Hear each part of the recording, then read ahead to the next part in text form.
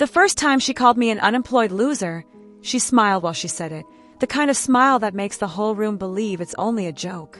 Weddings are strange liturgies. They let you dress the past in satin and pretend the future can be ironed to order. For weeks I'd imagined my son standing at the altar the way he did as a child when he announced with the solemnity of a judge that he would one day be president of his class. I'd imagine the way his face would light when he looked at his bride, the light you can see only in people who are certain they are where they should be. I had practiced 1,000 small things, which hand to hold when the old hymns came on, which stories to tell about him that would make him laugh without embarrassing him, how not to cry when his father's empty jacket was mentioned. I wanted the day to be joy for him and for all of us. I sat at a round table near the back of the reception hall, where the light from the chandeliers softened into a golden pool. The florist had placed a small arrangement of peonies and eucalyptus in the middle of our table, delicate, fragrant, a little ridiculous in the heat. I adjusted the napkin on my lap and watched people I loved drift and shimmer like a warm tide. Aunts mixing cocktails in the corner, cousins trading stories that grew taller with each telling, the small children chasing one another with the kind of ferocious joy that makes adults look as if they once shared a similar hunger. Across the room, my son Mark stood at the head table like a man buoyed by love. He wore his father's old tie, a thin navy silk that still smelled faintly of him, and every time he laughed, I saw the ghost of his father in the curve of a smile. He'd been my work, the nights I sewed hems and the afternoons I drove to soccer practice, the small economies I kept when bills were thin and his sneakers needed mending. He should have been adored like the prince he'd always thought himself to be. Then she crossed the room. Julia was modern in a way that people are taught to call admirable, sharp bob, shoes with a heel that sounded like punctuation at each step, a laugh like glass. She moved through the room with an ease I've never had. When my son introduced her as his fiancée months ago, I thought her bright, not dangerous. Later, I try to remember the first tiny warning, the way she thanked me for the lemon tarts, and then announced she preferred gluten-free, the way she congratulated me on the china, and then tactfully asked if the old patterns weren't a little, well, vintage. But that evening at the reception, everyone was dressed so prettily that petty things could be smoothed over as taste. She came to our table with 2 women I hadn't yet met. One I assumed was a friend, the other small and impeccably turned out, an intensity around her that made her seem like someone who had been trained to be noticed. She placed herself 2 chairs down from me and extended a hand with a politeness that was practiced to a fault. "Mrs. Ellison, what a pleasure," she said, and her smile shone. I stood, because that's what you do at your son's wedding. I took her hand and felt the small, cool pressure of a professional greeting. She had a name badge clipped discreetly to her jacket pocket, Hargreaves and Company, and when she laughed, she looked as if she managed those laughs at will, parceling them out like favors. The conversation started with the pleasant banalities you serve at weddings. Who does what, how we know whom. Then, in the soft, clinking pause between appetizers and the main course, she leaned toward Julia's boss and made a comment in a voice that was meant to be only half heard. "Oh, you must understand," she said, her tone airy. "My mother she's sort of between things at the moment. Unemployed, you know. A bit of a little free agent." She laughed to the last word the way people laugh when they want others to think their remark is clever and harmless. The boss smiled, a curated, executive smile. "How lovely. Reinvention is the modern virtue." He turned to me, hand extended. "Pleased to meet you, Mrs. Ellison. I'm Richard Hargreaves." His handshake was firm, measured, like a man who assessed people in the seconds it took to clasp a hand. My smile came out smaller than I meant. "Loretta," I said. "Mark's mother." I let the pride in my voice be as simple as it had been that morning when I'd helped him with his cufflinks. Julia, standing between us like a thin wedge, added with a small, theatrical tilt of her head. "She's such a character. My mother describes her as an unemployed loser in the most affectionate way." The phrase spilled out as if it were a joke, the sort you throw down to test the water and see who laughs. Something in my hands tightened. The tablecloth left a faint print in the heels of my palms. Around us, people smiled, the polite rings of laughter like applause for something that was not mine to own. Mark's smile faltered for half a heartbeat, then returned a reflex. His face was a compromise between embarrassment and the inability to cause a scene on his own day. The word loser hung in the warm air, shaped like a stone. I could have laughed. I could have said, "It's a jest," and let it fall into the thin place between courtesy and cruelty. But when she said it, so smooth, so clinical, I felt the full weight of all the small invisibility someone can arrange. A comment to make you fade at the edges, a phrase to hollow out years of work and quiet care and diplomacy until you disappear into an agreeable anecdote. Richard Hargreaves chuckled obligingly. "A bit of self-deprecating humor keeps us humble," he said.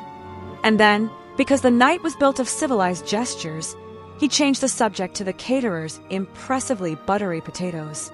The conversation returned to a surface varnish of small talk. Sports, weather, the new development down the street. The world resumed, with its music and its toasts, and I sat very still, as if the simplest motion could be the undoing of some delicate thing. After the dessert course, in a lull between speeches, Julia drifted past the bandstand where an old friend was playing a slow number. She put a hand on Mark's arm and whispered something to him that set him smiling again, the private light between them like a coin tossed into a well. I watched the pair and felt an unfamiliar tremor, not just hurt, but a deeper unease. The groom who had once answered the telephone at midnight when I needed him had become a man who could stand in a room and let his partner call his mother a name chosen to minimize. I let the night continue. I watched to be sure my son ate, that his suit fit, that he did not seem estranged from the modest goodness of his childhood. The band played Moon River, and the couple swayed. People toasted with clinks, so soft they seemed to murmur blessings. Around us, my family shimmered in their small dramas. Aunt Jean clutched a napkin and whispered about her cholesterol. My sister Elizabeth argued gently with the caterer about the dessert, and Mark's friends laughed until they had trouble forming words. Later, when the speeches began, the room darkened with the hush people give when they wait for the story to arrive. I looked for the familiar shape of my son's voice, the slow, careful cadence he'd learned from his father, and when he stood to speak, he was steady. He praised Julia's smile and the little ways she organized chaos. He spoke of their future and read a short, tender line about how love is assembled in small acts. I could have stood and said, "Julia called me a loser," right then and there. I could have picked up words and thrown them like stones and watched the guests sputter into shocked silence. I could have made drama. I want, sometimes, to be dramatic. I have the talent. I have, in my life, spared no tears, no bids. But there are moments when a woman learns that spectacle feeds the beast and that dignity wins more battles than an uproar does. I kept my seat. After the formalities, people drifted again into the hum and whine. I lingered near the periphery, watching, listening. My son came to me with 2 glasses of champagne, his voice a small apology. "I'm sorry about earlier, Mum," he said, as if a single word could salve what was done. "She didn't mean it like that." "How did she mean it then?" I asked very quietly. He looked away, the easy answer not available to him. She thinks a certain way about how we present ourselves. It's complicated." He tried to smile, and I recognized the shape of the man I'd raised. Generous, ill-prepared for the knives of love. That is when I heard it. A whisper, meant for no one's ears but the boss's. Julia's voice slid across the room, low and bright, leaning toward Richard Hargreaves like someone tucking a secret into a pocket. "Everything's on track," she murmured, so soft that no one else should have heard. He signed the papers. "The clause is in place. We just need everyone to be distracted. Keep him proud. Keep his family quiet." The words cut through me like glass. My breath caught. There was a technicality in one half of the phrase. "The clause is in place." That belonged to contracts and lawyers, not wedding speeches. The other half, "keep his family quiet," landed not as a joke but as a plan. I watched Richard Hargreaves' face for any sign. A glance, a nod, a small gesture of complicity. He sipped his drink and smiled politely. His eyes, however, hardened a fraction. He was a man used to paperwork. He was a man who read between stamp lines. The name badge on his jacket glittered faintly in the chandelier light. Hargreaves and Company. My pulse quickened with a sudden, icy idea. What if the clause wasn't about business at all but about binding arrangements? What if the small joke about me had not been a joke at all, but a way to nudge the room into accepting a narrative before anyone could object? I left shortly after that, because the last thing I wanted was to watch my son be shepherded into a life with someone who had already thought to write conditions around how he should love. On the walk home, the air smelled sharp of spring-cut grass. I clutched my coat around me and thought of the familiar rhythms of small kindnesses. The kettle, the way Mark left biscuits for the kids, the late-night phone calls I'd make when storms rattled the windows. None of that was glamorous. None of it was read into contracts. None of it appeared in clauses. At home, I sat at the kitchen table with my cup of tea and my hands folded. I could have called my son and told him every word I'd heard. I could have stormed back in and demanded an explanation. I could have wrung the boss's extension and said, "Do you know what your employee just said about me?" But I felt the small, crawling certainty that there was something deeper here, a design that had been planned ahead of time. Hearing a woman call the mother of her fiancé an unemployed loser was one thing. Overhearing talk of signed clauses and keeping people quiet was another. The former you could teach away with manners. The latter required evidence. So I did the only thing I could think to do in the hush of that small kitchen. I opened the drawer where I kept the old family papers. James had been scrupulous with documents. His handwriting, neat, small loops, faint ink, had an authority I still trusted. I pulled out the last will he'd written years ago, the insurance papers, the folder with the house deeds. My hands trembled as they turned the pages, not from age or fatigue, but because there are moments when the things you thought secure appear suddenly fragile. I thought of the way Julia had steered her boss to meet me, the practiced voice, the badge of Hargreaves and Company. I thought of the phrase, the clause is in place. I reread one particular page of James's will, as if the ink could whisper answers back. There, in the margin where he sometimes jotted notes, a faint line of handwriting I had never taken seriously before caught my eye. It was not a legality. It was a question James had left to the universe. If anything, Loretta, keep the house. It anchors the kids.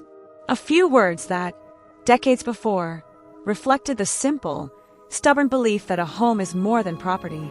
I folded the will and placed it gently back in the drawer. I felt very old and very steady all at once. The wine glasses at the wedding dance might have sparkled, and jokes might have been made about reinvention.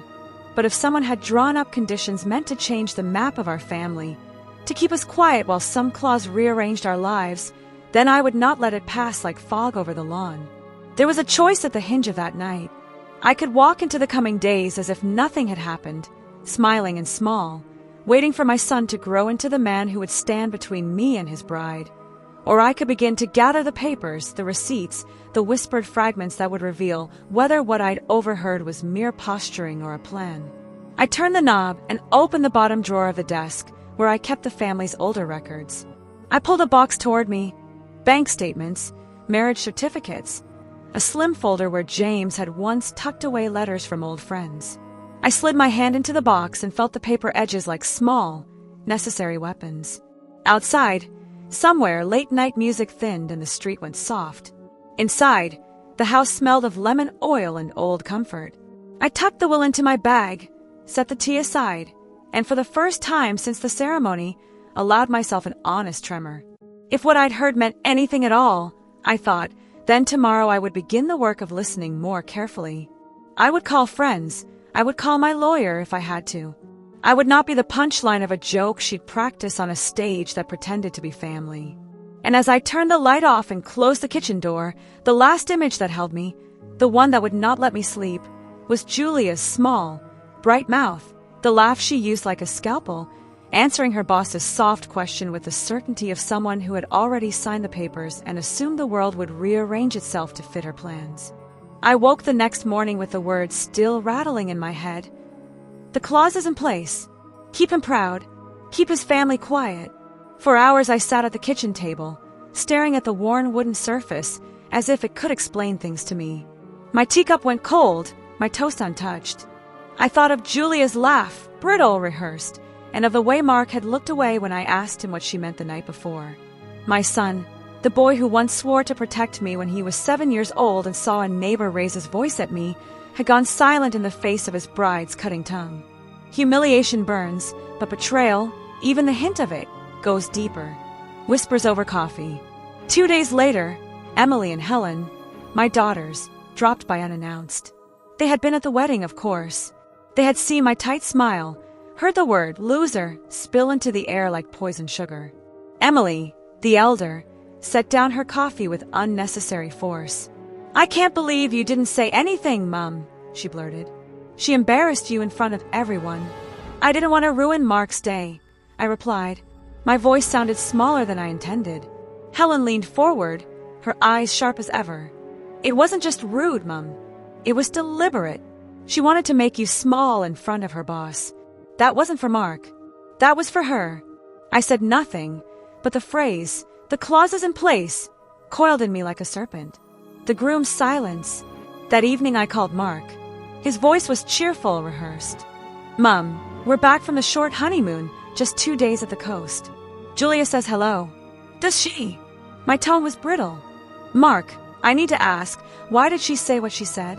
At the reception. He sighed. Mum, you're making too much of it. She was nervous. She jokes when she's nervous. It wasn't meant to hurt you. But it did hurt me, I said quietly. And you said nothing. Silence. The kind that says 1,000 things. Then, Mum, please. I love you, but don't start something. Julia's under pressure. Work. Family. She just wants everything perfect. She didn't mean it. The way he said please, tired, resigned, made my chest ache. He had already chosen silence over me. The document in the drawer. I couldn't let it go. The phrase echoed too loudly. So I did something I hadn't done in years. I called our old family lawyer, Mr. Hadley. His voice, warm and slightly amused, answered after 2 rings. Loretta, it's been too long. What brings you to me? I hesitated, then said, Do you remember James's will? The way it was worded? Of course. It was straightforward. Assets divided fairly among the children. House to you until you choose otherwise. Trust for the grandchildren. Why? I lowered my voice. What if someone tried to change something? Add a clause. He chuckled softly. Loretta, wills aren't recipes you alter at whim. Any change would have to be notarized, signed, witnessed. You'd know. But his reassurance didn't quiet the storm. Because I hadn't been looking at James's will in isolation. Julia's words had been about Mark, about contracts, about something signed. What had Mark signed? A chance encounter. 2 days later, fate answered. I ran into Richard Hargreaves, Julia's boss, at the grocery store of all places. He was standing by the produce section, examining tomatoes like they were balance sheets. He recognized me instantly. Mrs. Ellison. Loretta, isn't it? His smile was polite, but tinged with something else. Yes, I said cautiously. We met at the wedding. He cleared his throat. A lovely event. Though I must say your daughter-in-law is ambitious. Ambitious. The word was a knife wrapped in silk. Did she mention anything unusual? I asked carefully. He hesitated, then leaned slightly closer. She mentioned her husband had signed an agreement. Something about transferring certain rights or protections. I didn't pry, not my place. But I wondered, why discuss such matters at her wedding? My heart stuttered. Agreement. Signed. Clauses.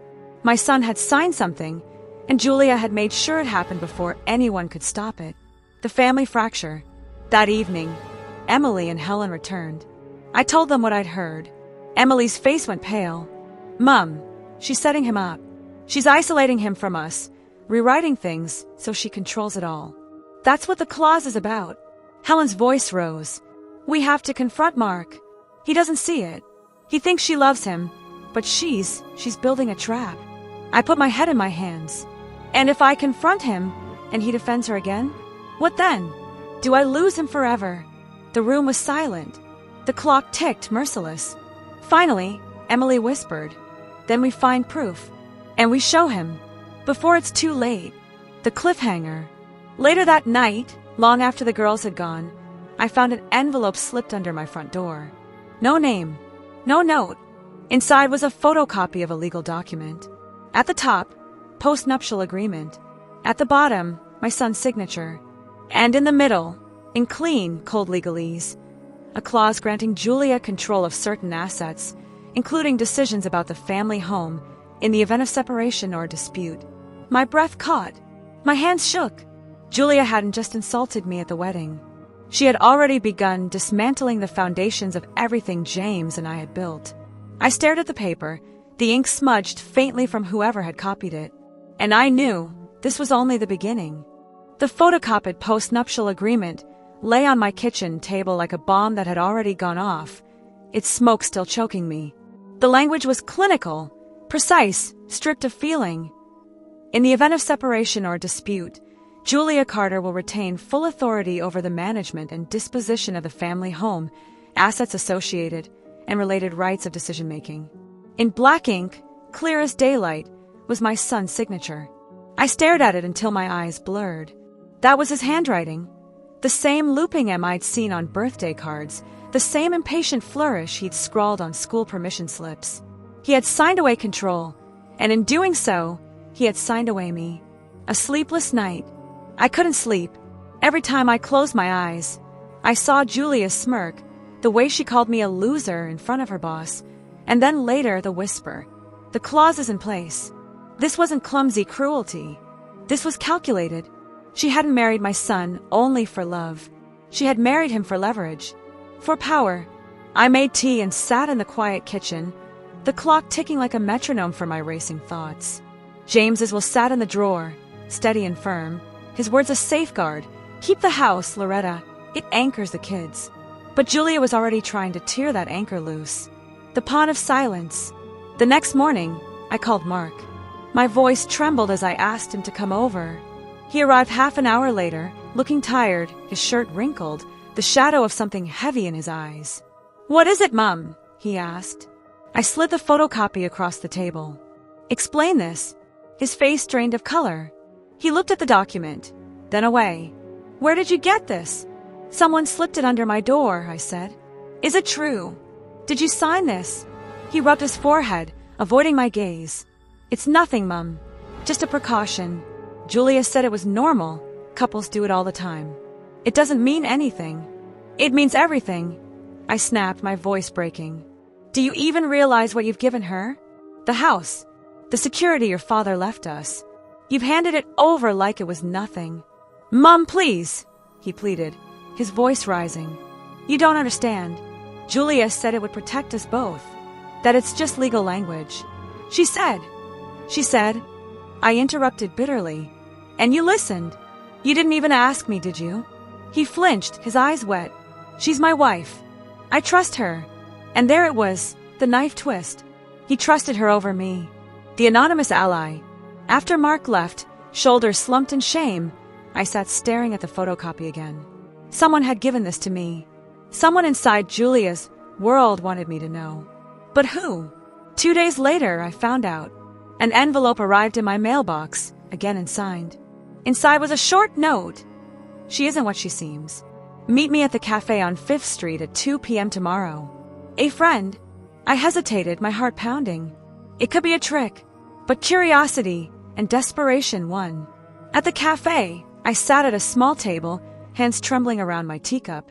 A woman approached, perhaps in her late 30s, neatly dressed, her eyes wary but kind.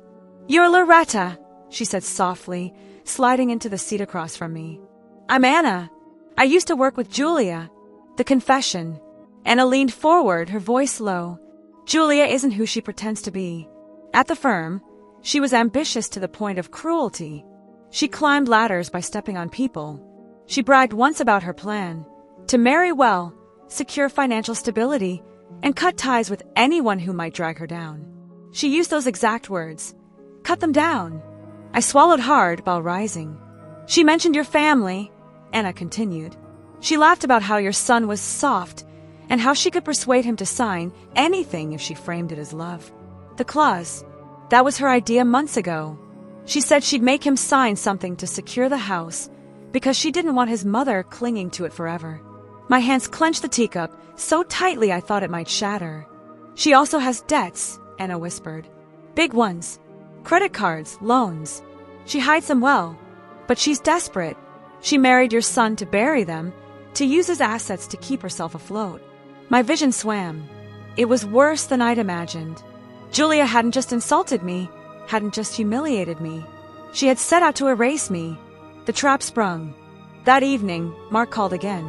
His voice was weary. "Julia's furious, Mum. She says you're interfering." She says if you keep digging, she'll cut me off from you. Tears burn my eyes. Mark, listen to me. She's using you. She made you sign away everything. She has debts, secrets. Stop it, he snapped, his voice breaking. I love her. I chose her. Stop trying to ruin my marriage. The phone went dead. I sat in silence, grief clawing at my chest. My son, my boy, was slipping away, blinded by love twisted into chains. The cliffhanger. The next day, another envelope arrived. Inside was a bank statement. Not Mark's, not mine, but Julia's. Overdrawn accounts. Credit card balances in the tens of thousands. And stapled to it was a single-line note. Show him. Before it's too late. I held the papers, my heart pounding. For the first time, I had leverage. Proof that Julia's web of lies wasn't just a suspicion. But would my son listen before she destroyed everything? The bank statements lay on the table like poison fruit, their numbers screaming truths my son refused to see. Red balances, late payments, lines of debt climbing higher than any promise of love could cover. Julia wasn't building a marriage. She was building a lifeboat for herself, with my son as the oar she intended to row with. I clutched the papers, my chest tight. I had proof now, but proof meant nothing if Mark wouldn't look. The gathering storm. I called Emily and Helen. They came at once, their faces grave as they studied the documents. This is it, Helen said, her voice trembling with anger. We take this to Mark. He can't ignore it anymore. Emily nodded, but more cautiously. We need to do it carefully. If we corner him, he'll dig in deeper. He's in love. That's the hardest kind of blindness. I looked between them, my daughters, my anchors. Then we won't corner him. We'll invite him. We'll make it a family dinner. And we'll show him. So it was set. The dinner. Mark arrived that Sunday evening, Julia in tow. She swept into the room in a fitted dress, her perfume sharp, her smile sharper. She kissed Mark's cheek in front of us like a performance, then turned to me with mock sweetness. Loretta, how lovely of you to host. I forced a smile, though my hands trembled. Family dinners are important. As we sat down, the air crackled. Emily and Helen exchanged glances. Mark tried to fill the silence with small talk about work, about the weather. Julia interrupted him often, correcting, embellishing, steering the conversation back to herself. And then, as the meal wound down, I set the papers gently on the table. Mark, I said softly, there's something you need to see. The confrontation. He frowned, confused, and reached for the papers. Julia's hand shot out, snatching them first. Her eyes flickered as she read the top line. Her mask cracked. Where did you get these? She demanded, her voice sharp. That doesn't matter, I said. What matters is the truth. Mark, she's drowning in debt. She's using you. The clause you signed isn't love. It's leverage. Mark's face went pale. Julia, is this true? Her laugh was brittle, desperate. It's nothing. Just a few accounts. Everyone has debt. 25,000 on one card. I snapped. Another 15 on a loan? That's not nothing, Julia. That's a plan. A plan to bury my son in your lies. Mark's hands shook as he looked at her. Why didn't you tell me? She leaned toward him, her eyes blazing. Because you wouldn't understand. You're so naive. You'd panic. I was protecting us. Protecting us? His voice cracked. Or protecting yourself. The breaking point. The room erupted. Emily shouted. Helen slammed her hand on the table. Julia turned her fury on me. This is your fault, she hissed. You've poisoned him against me from the start. You can't stand that he loves me more than he loves you. Her words pierced, but I held steady. I don't want his love over mine. I want his freedom from you. Mark buried his face in his hands. The weight of it all pressed down on him, the insult at the wedding, the contract, the debts. I could see the boy he used to be flicker in his eyes, the boy who once promised to take care of me. Julia, he whispered, his voice raw. How could you? The lawyer's revelation. Before she could answer, the doorbell rang. We all froze. Helen rose and opened it. There stood Mr. Hadley, our old family lawyer, briefcase in hand. He looked around the room, sensing the storm. I came because I received an inquiry about changes to James's will, he said carefully. Someone has been poking around, asking if the house could be reassigned. Loretta, I thought you should know. My blood ran cold. Julia's face flushed crimson. Is that true? Mark asked, his voice breaking. Julia's lips parted, then closed. The silence was louder than any denial. The cliffhanger. Mr. Hadley placed a folder on the table. And then there's this. A copy of correspondence I intercepted. An email from Julia to her firm. She was preparing to transfer property rights under your signature, Mark. Without your knowledge. The room went still. The truth lay bare, undeniable.